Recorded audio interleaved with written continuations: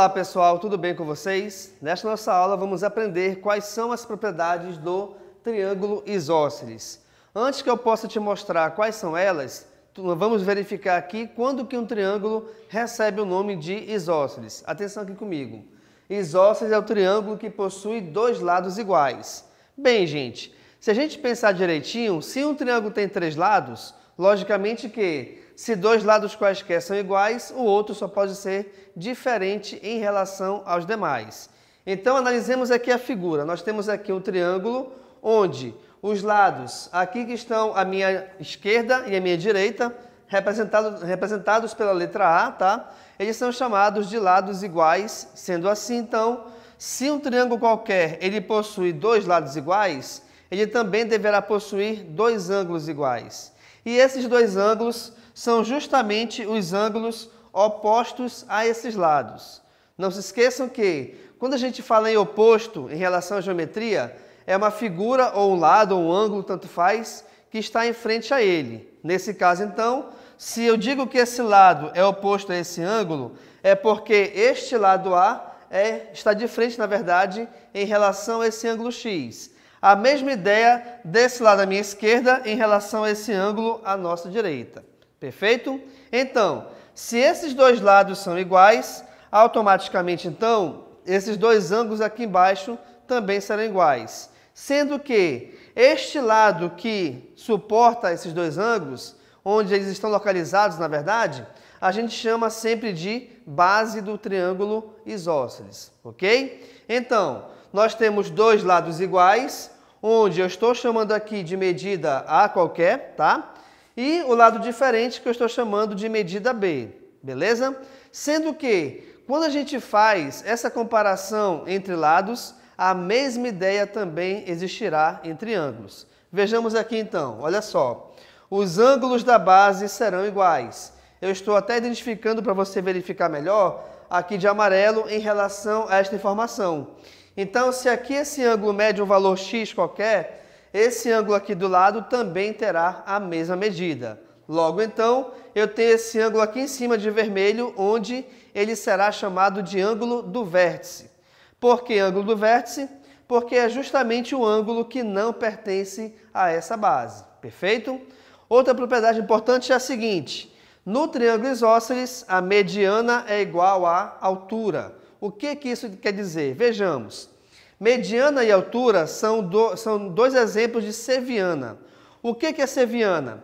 É um segmento de reta que sai de qualquer um desses vértices e vai de encontro ao lado oposto a esse vértice. Então, como está aqui de vermelho, mediana e altura, vejamos. Eu coloquei aqui a mesma reta para que você veja que essa reta significa, ou na verdade, ela representa ao mesmo tempo tanto a mediana quanto a altura. Mas vejamos, o que é mediana? Bem, a mediana é um segmento de reta que sai de um vértice do triângulo qualquer, pode ser qualquer um dos três, tá? Mas ele sai do vértice e o lado oposto que ele chega, ele vai dividir esse lado ao meio. Logo então, vejamos aqui, esse lado, eu posso até colocar esses dois tracinhos para identificar o seguinte, que essa medida aqui é igual a essa, ou seja, dividiu esse lado aqui da base em duas partes iguais, perfeito? E a altura, no caso, é a seviana que sai de um dos vértices e quando chegar no lado oposto, automaticamente ela formará com esse lado oposto um ângulo de 90 graus.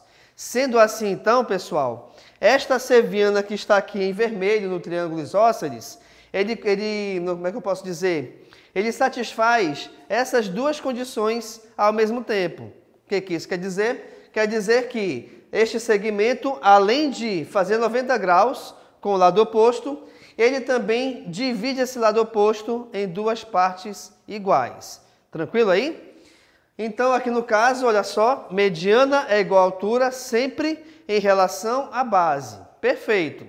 Voltemos aqui um pouco para os ângulos agora. Reparem, como eu lhes falei agora há pouco, esses ângulos da base, ambos têm a mesma medida. Agora, o ângulo externo em relação ao vértice, em relação ao ponto que não pertence à base, tá? O ângulo externo equivale ao dobro, no caso dos ângulos iguais. ou então, na verdade, se a gente pensar diferente, esse ângulo externo equivale à soma dos ângulos iguais. Suponhamos o seguinte, então. Vamos supor que esse ângulo seja igual a 50 graus, tá? Sendo aqui 50 graus... Opa, 500 não, 50, né? Vamos colocar aqui de novo. Então, sendo esse ângulo igual a 50 graus, o que acontece? Esse ângulo externo será igual a 100 graus, pois esse ângulo externo do vértice do triângulo, ele equivale à soma dos dois ângulos iguais. E também tem a regra importante do triângulo, que é, em relação ao mesmo vértice, tá? Quando você somar os valores do ângulo interno com o ângulo externo, esta soma será igual a 180 graus. Automaticamente, então, esse ângulo aqui de dentro, ele vale 80 graus. Como aqui nesse caso também essa seviana ela divide o ângulo ao meio, eu tenho aqui 40 graus para cada um desses lados. Beleza, pessoal? Então, nesta nossa aula, nós vimos aqui quais são as propriedades que norteiam o triângulo isósceles.